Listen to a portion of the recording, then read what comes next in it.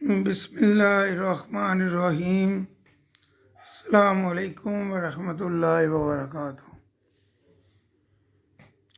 दोस्तों, ये बहुत सही प्लाट है। ये सुंबल का जो दरख्त होता है उसका ये बहुत सही प्लांट बनाया गया है।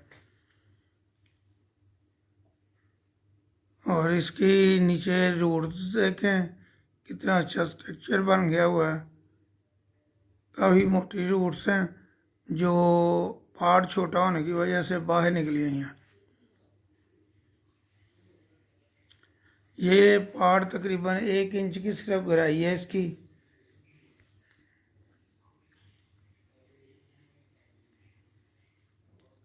ये काफ़ी देर का इसी में लगा हुआ है, कम से कम 2 साल हो गए हैं इसी पार्ट के अंदर लगा हुआ है।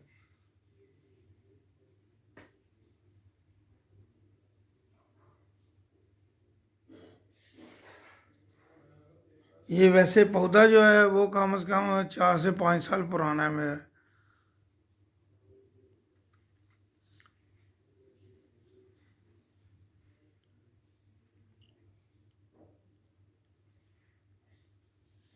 इसकी ये देखें, नीचे जो इसका ट्रम है उसके देखें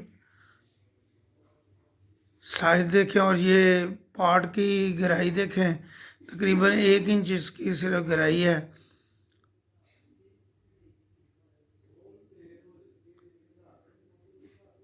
अस्सलामु अलैकुम वरहमतुल्लाहि वबरकातुहू।